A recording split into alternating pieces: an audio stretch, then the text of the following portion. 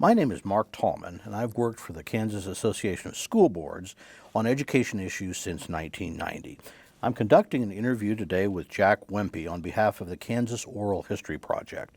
That project is a not-for-profit corporation created for the purpose of interviewing former legislators and significant leaders in state government, particularly those who served during the 1960s through 2010.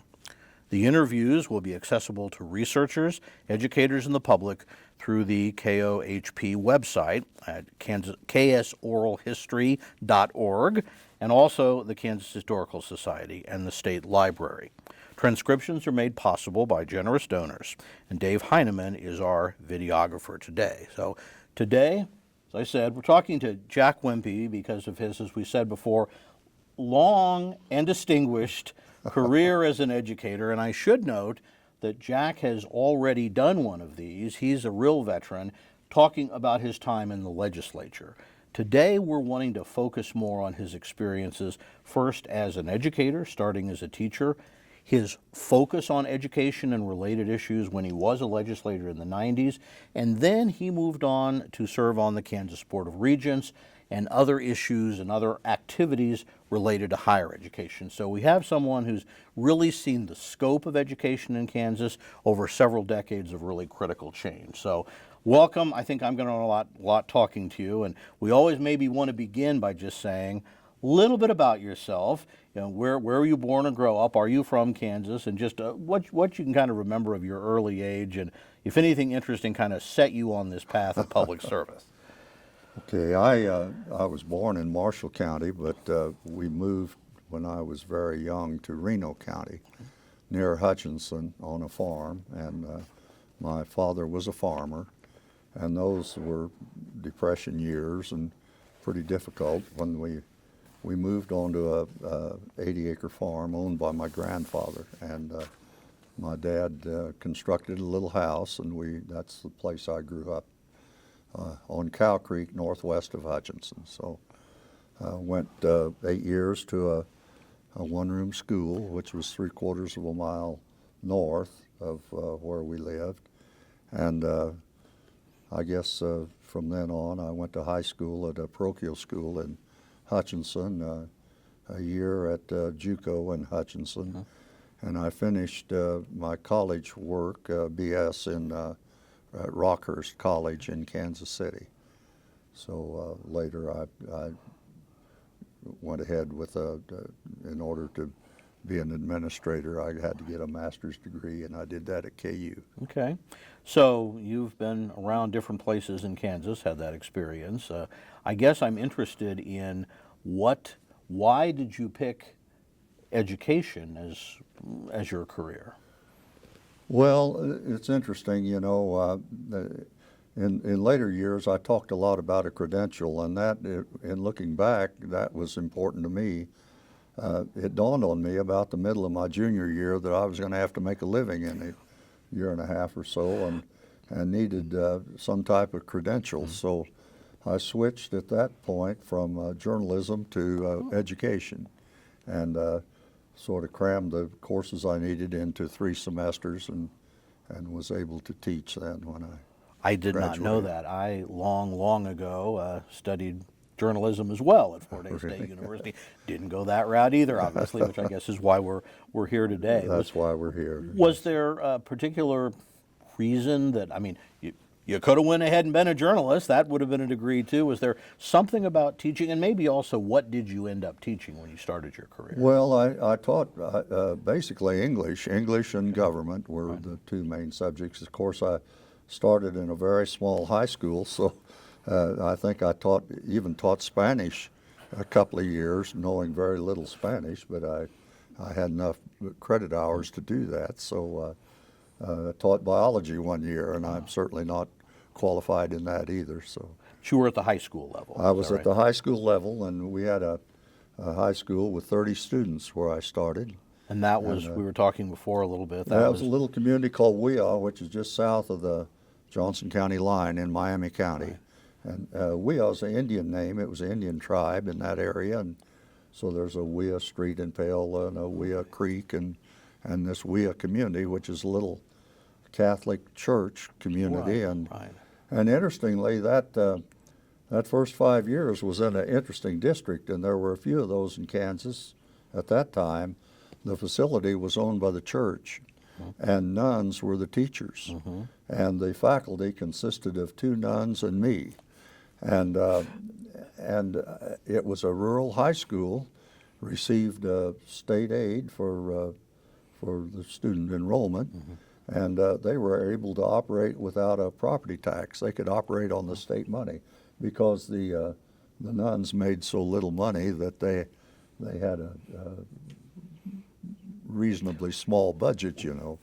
But there were several of those kind of districts in Kansas where they had a relationship somehow, and I don't know the history of it, but they had been that way for a good many years in that community. At that time, there were 30 in the high school, but at that time, of course, I coached, and Class Double B, the largest class in Kansas sports, and they were all under 60 enrollment. So there were a lot of schools of that size at that time. So that, I assume, would have been before the unification process in the 60s. Do you remember that either as a teacher, or were you an certainly. administrator, principal by then? Or Well, by that time I was teaching at Lewisburg, Okay. and that when unification occurred, which I think was in '65, That's my recollection. when that occurred, my principal came to me and told me that he was going to be named the superintendent of the new unified district, and suggested or said that the board wanted him to ask me if I would go into administration and become a principal in the high school. And so that's when I moved into administration. I didn't have the credits to do that yet, so I did a rush education stint at KU, driving back and forth evenings and summer and so forth to get a master's degree. Weren't able to take it online in those years. No, there was no online. But so I was 2 years then as a high school principal at Lewisburg. And from there I went back toward where I had grown up in central Kansas, and I took a position there. I'm just curious as to whether you remember some of the, now, as long as I've been doing this, consolidation has been a, term of fear in most places, and yet the legislature was able to pass this controversial law. And working for the school boards, I often heard that a lot of places around the state agreed to consolidate as long as they would never have to talk to each other again. It was a difficult part, but it happened. And so I guess I'm sort of wondering whether you remember why, or some of the battles over it, or how people got through it. There had been a round of unification earlier than that, or consolidation in the late 40s. And those schools didn't last very many years in that way. Then the unification law was passed. There were, I think, 3 major requirements. As I remember, I think it had to be 400 square miles. I think it had to have 400 students. There was another requirement I don't recall. Well, you had to have the certain amount of valuation, but the number would be meaningless now. But yes, and I think you had to meet 2 of the 3 to do that. And it was interesting because in some areas the smaller schools were adjacent to a larger school, and they unified with a larger school. They didn't last very long. In many areas, and later I was superintendent in this kind of district, small communities, small schools tended to join with one another because they kind of had equal power.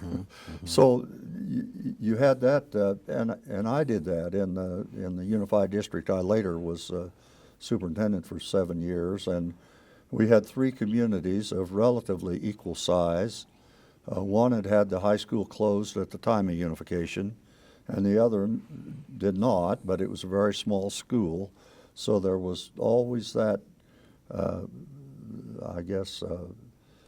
competitive feeling between those communities, and they had unified with one another in order to protect one another and protect themselves, and And so it was interesting that, and some of those feelings are still out there, you know. And, You know, I was told that when I went to work for KASB in 1990, and I'm still told that today. Yes. So apparently there are still some people who remember. well, there are, and some of those feelings have melted away, and it's gotten better. But there's still some rivalry out there, and some bitterness actually over unification, and that's a long time ago. So Another thing, I don't know whether you were maybe in enough places to know this, but as I recall at the time, you know, now we often talk about, now, for people watching this historically in 2025, we often think of unification or consolidation as ways to maybe save money, be more efficient. But at the time, as I've looked back on it, it was more about, it was really to do more. It was the idea you could offer a bigger curriculum, maybe you could pay your teachers better. And so the idea wasn't to save money, it was really to improve the product. So even though it was controversial, I think that's why the legislature did it and kind of got away with it. Do you have any kind of sense of change before or after? I think there was some thought money could be saved. That didn't happen, of course, but inflation, a lot of reasons it didn't happen. So I'm not sure. I suppose it was an effort by the legislature to develop more quality in the school system, or thinking that there would be more quality. The academic offerings were limited in the very small schools, obviously. They didn't offer as much, and so there's some benefit in a certain size. Can be too large too, I think. And that's been another issue that That's people looked at another issue, when the yes. legislature studied that. We may be able to talk about that a little bit too. Well, we want to kind of get, I think, to your kind of when you ran for the legislature and the seat you had there, some of the changes.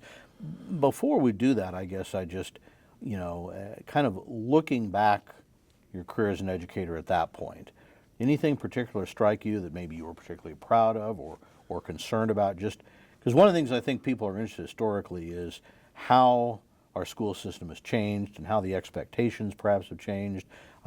You know, maybe better or worse, but it's certainly different. And so you'd have been in that role through the 1980s, correct? You ran for the legislature in 1990? It was before that. I was a superintendent, a unified school superintendent, beginning in 1969. Oh my, okay. So and I was in that 7 years, and after that I left education. Okay. So my exposure to education after that was for quite a while just as a parent, I guess. And then of course later I got in the legislative committees and this other stuff. But those were the years that I was a superintendent, and those were the years when we developed the rights thing and the due process and the student rights and teacher rights and you know, those were end of the 60s. That was coming off of a pretty difficult period in our history. Yes. And a lot of those things were developed at that time. Negotiations came during that time. There was no negotiations before. We had you know, we had a continuing contract law, and every year as a teacher prior to that, there was a little apprehension in March, because if they didn't fire you by March 15th, you were automatically rehired at the same salary and the same condition as your previous contract was. Your hope was that there would be a note in your mailbox offering you a raise on March 15th. And of course, then you had until April 15th to accept it. And but no negotiations ended that. You know, there was no more. And the idea you could have due process and not tenure, but related to tenure. So you had a little bit of job security you didn't before. And those years, I remember when I took the job as superintendent, one of the things the board told me that the courts had just passed down a ruling concerning student dress codes, and that we had to revamp our dress code to meet the requirement of the court. So that was one of the first things I did, was to revamp the dress code in our district. And so I was superintendent then until 1976. Okay. And so I was through some of those change years. We began to negotiate. We called it, for 2 or 3 years, we called it meet and confer. I don't, you've heard that term. I have heard probably. that, yes. And later, of course, it became more formal negotiation. And I thank you for bringing back to that, because that is one of the things in this series we're kind of exploring, is how different things were sort of happening each decade. And certainly the 70s in education, you know, teacher rights, you talked about student rights, special education. Special ed Passed came in, yes. in federal and state. That made significant changes. And so, yeah, there was a lot happening at that particular time.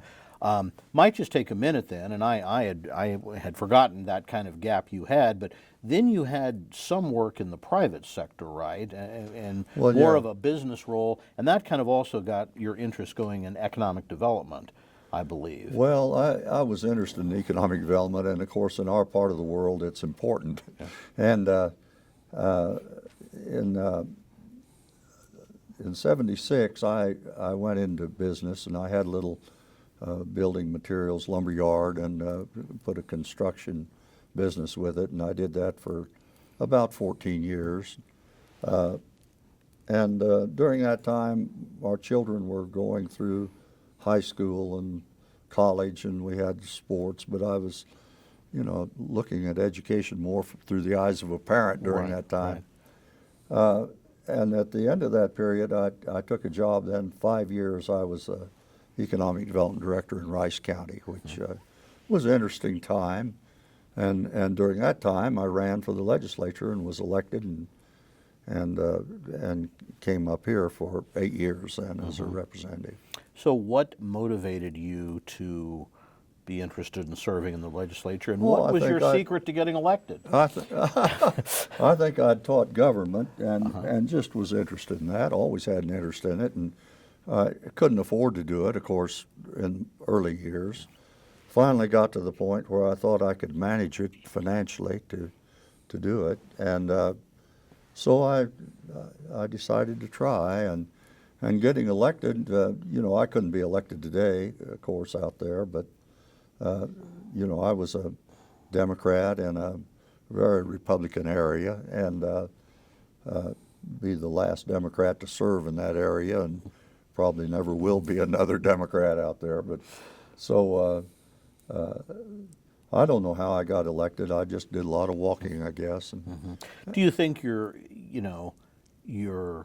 having been superintendent, or I mean, there comes some visibility, but that's good and bad. I mean, I remember, again, lobbying, and a lot of superintendents ran for the legislature, didn't always win. Yeah. I think sometimes the superintendent has to be a little bit of the bad guy, too. But you are well known. So do you think that was an element? Well, I'd been in business in the area, and of course had been in economic development, and so in Rice County, I was pretty well known. I had quite a bit of Barton County, where I was not well known, and a little slice of McPherson County. So, but about probably 60% of the district, I was pretty well known.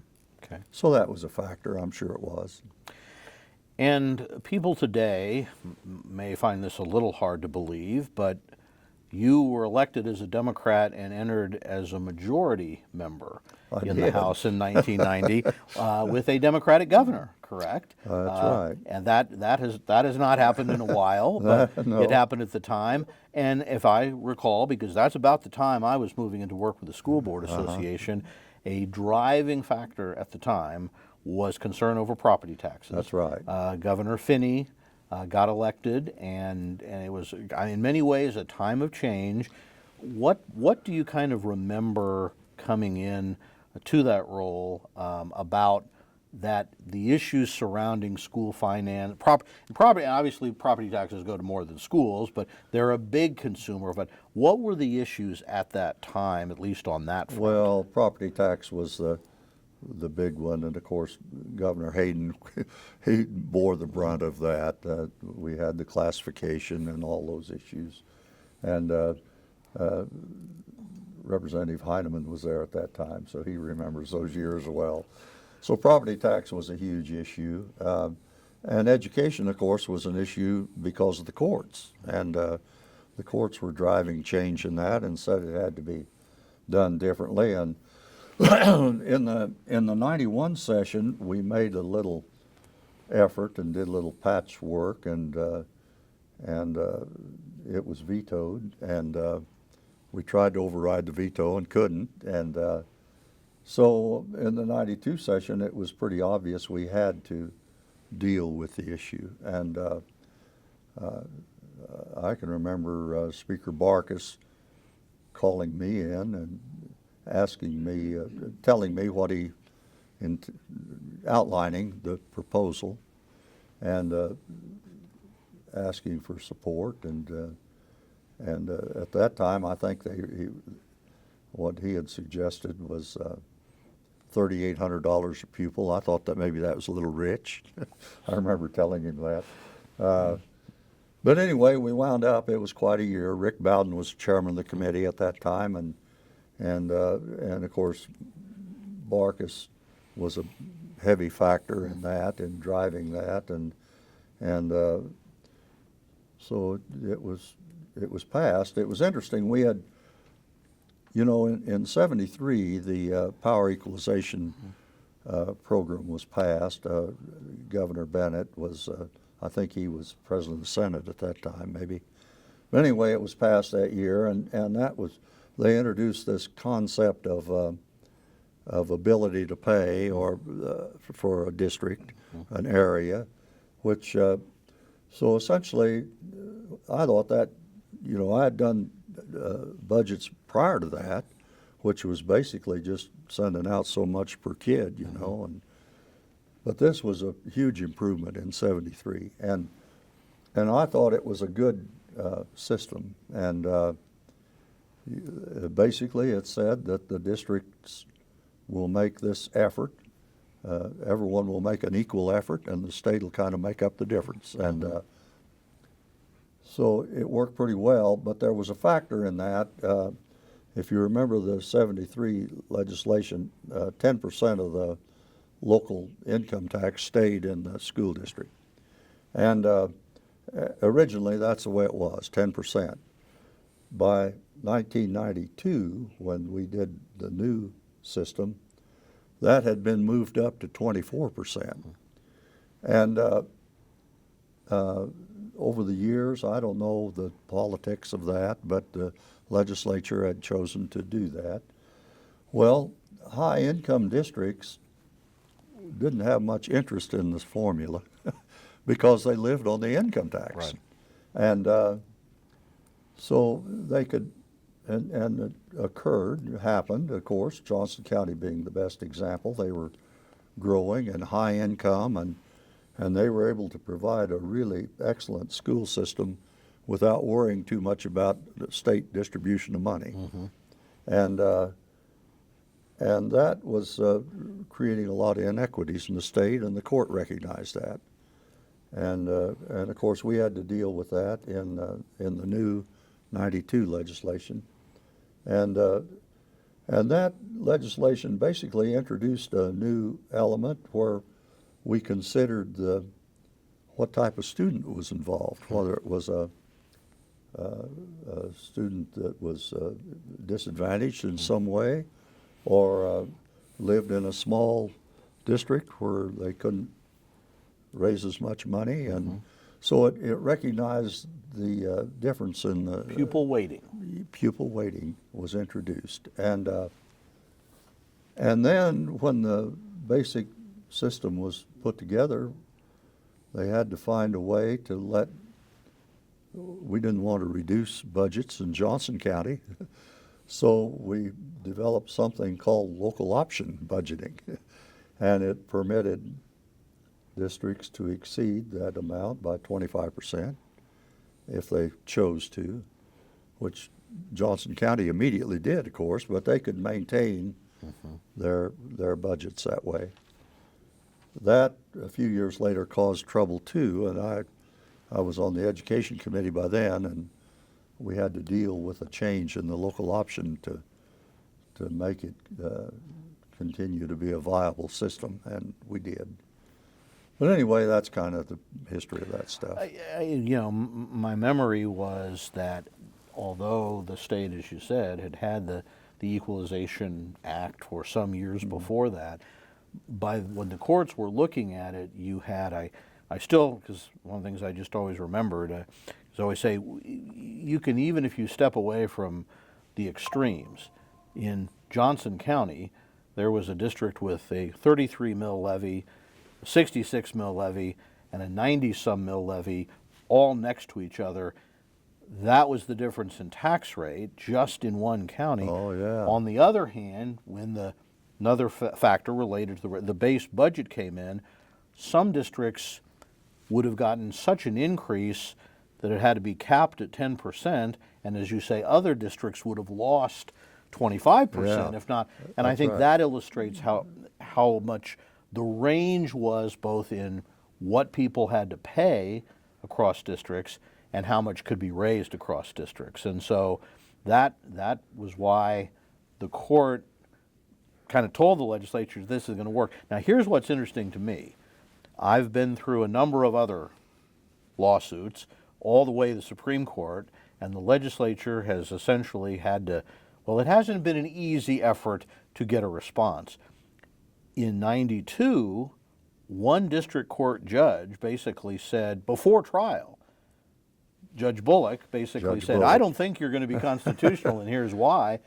And a divided legislature and a governor who was sort of still legislator smarting over her veto, as you said, managed in 1 year to come up with this significant difference. And I wonder if you have any thoughts on why the legislature at that time was able to pass this massive change without really fighting the courts, and now consistently, legislators tend to say we don't want to be told what to do.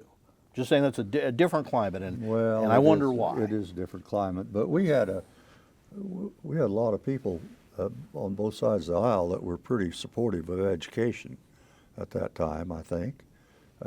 Maybe we do now too, I don't know, but I think we certainly did at that time, and we had, I don't know why, I suppose the driving force came maybe from leadership, I suppose, but they had to be followed, Yeah. So I don't know why at that particular time we were able to do that, because that was a massive change in the system. And the key was you had to raise a significant amount of state taxes to bring down the property. And I guess it seemed to me that one of the advantages at the time was the ability to say, if we make this change, we can lower property taxes. Well, I think the property But you had to raise money to The property tax issue helped us, certainly, because it was a way to reduce property tax, and it did significantly reduce property tax. Equalized it. Some districts, of course, resented that. If you remember, there were some places that didn't appreciate what we did in this. But I think on the whole it's worked pretty well, and it's interesting even even after the days when they tried to get rid of it during the Brownback period, and essentially came back to it. I mean, it has survived pretty well, really, because I guess fundamentally it's still pretty much in effect. The framework is still very much in bones case. Are still now, there. For viewers who want to look ahead, I believe it's in 2027 the system was sunset, and so the legislature will have. Is that right? Yes, the legislature will have to either renew it or change it. So you can look forward to maybe watching that. That was one of the compromises after the Brownback era and the block that grants sunset was put in place at that time. Yes, and so the whole system is to be looked at. Oh, that's now, interesting. the legislature may simply delay. You know as well as I do that we can delay the sunset, we can do different things, but I think the idea was to force a reexamination. But yes, the basic framework is still remarkably similar. Now, I do want to maybe see if you want to react on another thing. Number one that I found interesting as I look back, and since you were a Democrat, maybe you had a 1-vote majority. That's correct? right. And I know you had at least one member that didn't always vote with the Democrats, but somehow you were able to build a bipartisan majority in the House pretty strong. The Senate was a little more skeptical, but ultimately the negotiations was to kind of take the House funding plan, but the Senate wanted to add Some quality. some accreditation changes, Yeah. testing, more school days. And so that too kind of took this, was really more of a tax equity and funding piece and brought in, again, this focus on, for want of a better word, what are we getting for the money? Do you remember that? Or any of those I discussions? certainly do. I remember that veto session. The key to it was the Kerr brothers at the end, Fred and Dave, and they were both. Dave particularly was really interested in the quality piece and extending the school year. I think we went to 184 days. 186, I think. 186. About another week added, a little more. Really. Yeah, and then when they decided to support it, why, that's when it passed in the veto session. Interestingly, I've worked pretty closely with Dave in later years, post-legislative years. He's the head of our organization that operates an ethanol plant in our county. And then I served on the Regents with Fred, so I got to know both of them pretty well. Yeah, they were certainly, that very much part of leadership in the Senate when all that was happening. So, well, Fred was majority leader, I think, wasn't he? Yes, yeah. And Ed might have been, or Dave might have been chairing education. I'm trying to remember. He did. I don't know whether. I think it was the next year. Well, it could have been. I think Joe Harder was I think, Joe chair Harder, at that time through there. But Dave, very active, wanted to see that change. And then that led to some things, as you said, following that act. There were some tweaks. And again, I don't know if you want to remember much of these. There was lowering that statewide mill levy. There was a fight over that. Yes, there was bringing in qualified admissions, which was not really related to the formula, but I think was part of that sense of expectation around changes in the LOB. So even when that was done, there was still more work to be done. The qualified admissions was quite a battle, and I co-sponsored that and was one of the few Democrats that supported it. And we had our internal party battles over that issue. That and the hog issue were about at the same time, The change or the tweak I remember, I think it was in '98. Michael Neal was chairing Education Committee in the House, and I had not been on the education committees because the time conflicted with economic development.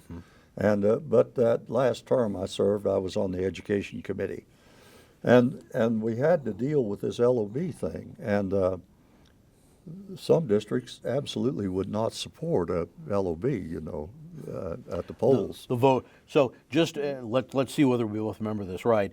The original law allowed boards to adopt an LOB, but I think it was for only a 4-year period, similar to what happens with capital outlay. And then it was either subject to a vote or subject to protest. But the point is, it might have lost, and a district could potentially lose, well, as much as 25% of their budget, really, because that's what the maximum would be.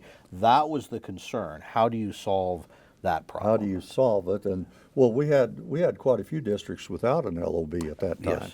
and it just was not supported locally, and those districts were becoming, or those kids in those districts were becoming more disadvantaged as a result.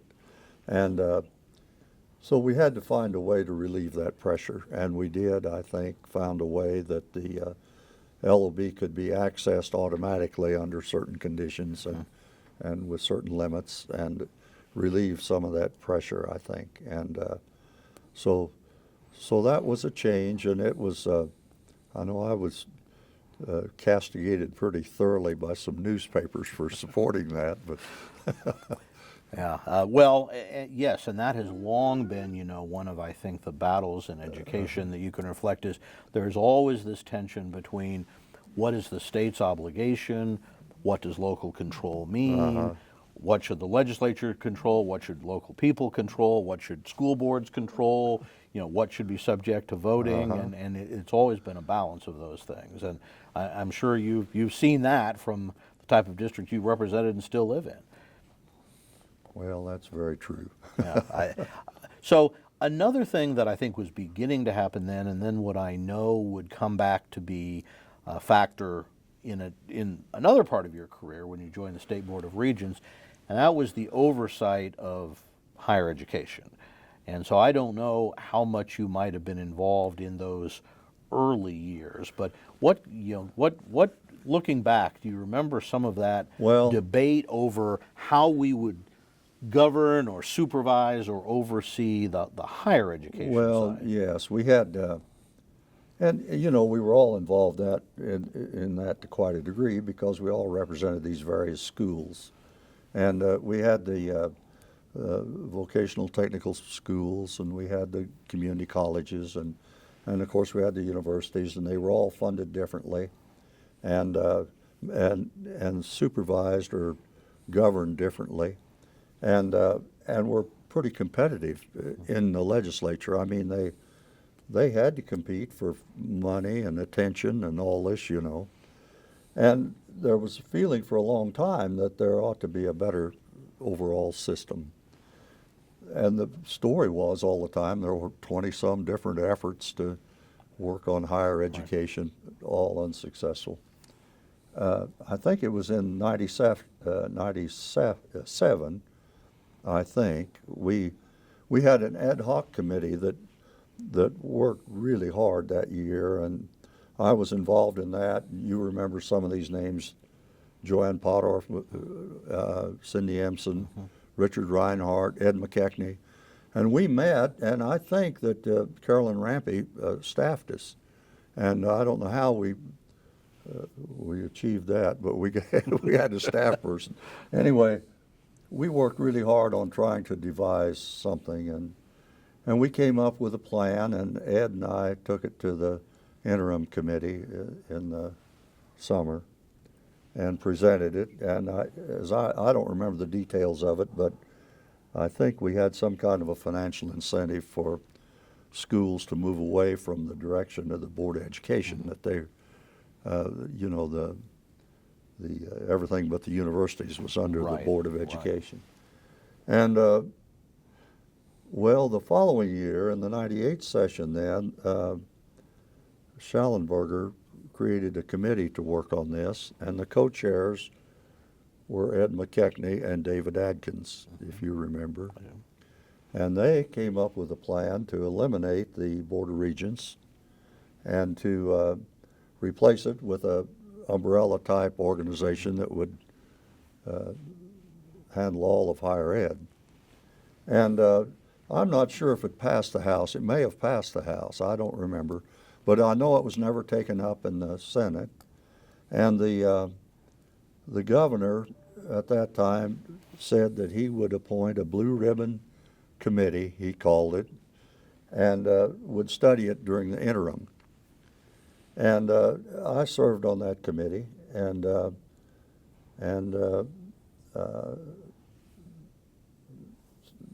people on the committee were not all legislators. They even had business people, and had a number of people on that committee. And we came up with a plan to form, or thought what we should have was an organization with three elements, one representing the two-year institutions, one representing the universities, and sort of a coordinating committee in the middle. And but we knew there was a constitutional issue, And Christine Downey and Tim Everett were both on this committee. Two senators. Two senators. So the following year, in the 99 session then, they, in their Senate Education Committee, came up with a plan to take this idea and put it within the existing Board of Regents. And that's what they did. So we had 3 members that supposedly represented the 2-year institutions, and 3 represented the universities, and a coordinating committee in the middle. To back up a little bit, when this plan was developed by McKechnie and Adkins, Bill Docking got very much involved as the chairman of the Board of Regents. Chairman of the board, yeah. And he worked very hard, I think, to develop resistance to this plan, to protect or to save the Board of Regents. And of course, constitutionally it's there, so he was on pretty firm ground. But anyway, he worked at doing that. He did some traveling to talk to institutions and develop resistance to that, I think. Well, the upshot was it was passed, of course, in the 99 session, and the new board was established, and I was asked to be a member of that new board. And in the, I guess in the legislation, I think Bill Docking was directed to be the chairman, and at least the governor appointed him as the chairman. So he was the chairman of the old Board of Regents and the chairman of the new Board of Regents. So. And so the distinction is not, just if people are not real familiar with the state constitution, it basically says there's a state board of education that has responsibility for everything that isn't under the Board of Regents, and the legislature decides what's under the Board of Regents, and that would appear, well, you can only have those 2 boards. Mm-hmm. And the fear, I think, if I'm remembering some of these debates, among the non-state university higher education was that they would be kind of overlooked. So that's why it wasn't so much necessarily wanting to stay under the Board of Education necessarily, but a fear and so that's why there were all these efforts to kind of redo it and change it. But the upshot was we're going to keep the same constitutional board, but it will, I forget the term, but basically govern the state universities directly and coordinate those local, and because I think a lot of people wonder, well, why did you have colleges under the Board of Education? Well, the distinction was they all had local boards. They had their local They all had their own local property tax. You know, they weren't state. Board of Regents was responsible for those institutions that were directly under the state. So we did end up not changing the Constitution, but having a stronger, bringing all of post-secondary ed under a single board and a single agency, and I guess they've had to work out those relationships there. You were part of that too, correct? So I was, and you know, there was a lot of maybe mutual suspicion among these institutions, and Bill Docking, the way he directed us that first year, we were to spend a year or maybe 2 years just really trying to develop the support or the approval or some confidence on the basis, particularly of the 2-year institutions. They were pretty suspicious of the Board of Regents, but it was a totally different board. You know, we had we had people on the board, myself being one of them, that previously probably would not have been a regent. I wasn't a big political person in the state or something which typically got appointed, you know. So, but I had worked quite a bit on these issues, and that's why Bill Graves, I guess, appointed me. So it was interesting that we had to develop a new system, and we were the only, and maybe yet the only state that has tried to combine a board that had governance authority over some and only coordinating authority over others. And we had to create a a system where that could kind of work. And I think it has pretty well. I think we were fairly successful on that. Those years, we had some really good board members who were kind of diverse in their interests. We had Fred Kerr being an example. He was a rural guy with a community college in his area, and I was pretty supportive of the two-year institutions, and at any rate, I guess we went along. The last year I was chairman, and that year we had run out of money in the state, so we were in all kinds of financial duress, so we had to think of other things to do. So we spent a lot of time just trying to develop a smoother operation internally in the Board of Regents, and hopefully we did that. Kim Wilcox was the president at that time, and very helpful.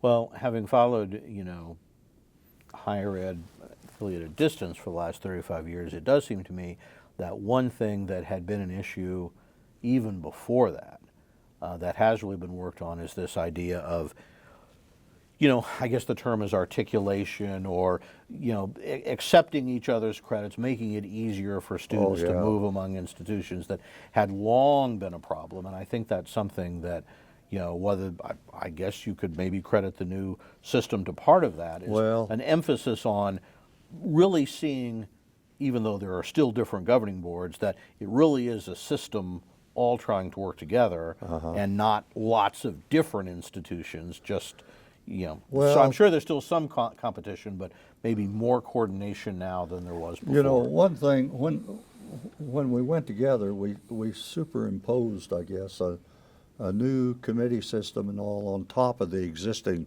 regent system. We were functioning almost with two separate systems. One thing I did when I was chairman, we took the three major committees within the Board of Regents, the President's Committee and the Financial Committee, Finance Committee, and the academic committees, and we formed joint committees involving all the sectors on the same committee. The problem we had early on, we'd try and make a decision, and we'd take it to the academic committee of the community colleges, and they would agree. We'd take it to the Regents academic committee, and they'd say, no, we don't, we want it tweaked, We couldn't get anything done. So we had to create joint committees. So when a committee decision was made, it was made. And I think that has worked out pretty well at that time. We did it by just setting it up on the outside and giving the president the authority to assign issues to whichever committee he wanted to. Well, he always assigned them to the joint committee, so that took care of that. So we've talked in the Constitution, there are these two boards. You spent time on the Board of Regents. The Board of Education I mentioned. One of the interesting differences, and I don't know what the people in 1966 were thinking of, but Board of Regents, as you say, is appointed by the governor. Tends to be, you were being very modest, but very prominent men and women typically are appointed to that high prestige position. State Board of Education, however, its 10 members are elected. And so it is more, I guess, I don't want to necessarily say accountable to voters, but it's a different process for getting there. And I guess I did not remember until preparing for this, you ran for that board too at one point, didn't you? Well, yeah, after I went off the Regents I guess that would have been in '96, I think I ran. And it was a pretty futile race. I knew it would be. We all did. But Mel Minor and I had come up and talked to the governor about it, and they didn't have a candidate. And so I guess we thought one of us should run. And Mel's wife was pretty ailing at that time, was sick. And so I agreed to do it. And so I gave it a pretty good shot, and it's pretty close election, but I lost. That's what I remember seeing. I guess close doesn't count, right? Close Maybe you doesn't feel count, a little bit better, but and then it was after that we had hired a new president of the Regents during the year I was chairman. Last year I was on the board. And Reggie Robinson was hired. And so he called me in, I guess it was '07. I've got my years mixed up. It was '07 when he called. That's the year the Tech Ed Authority was passed, wasn't it? You've got me on that, but I'll believe it if you say so. Yeah. I think it was '07. And he called and asked me to serve on that board, so I did that. And I guess it was in '06 I ran for state board. I think I said '96. Yeah, and that to me has been interesting about how what the state has done around technical education and trying to foster and develop that. I've reflected, I mean, again, it's been a long time since I was in school, and it's been a while since my kid was in school.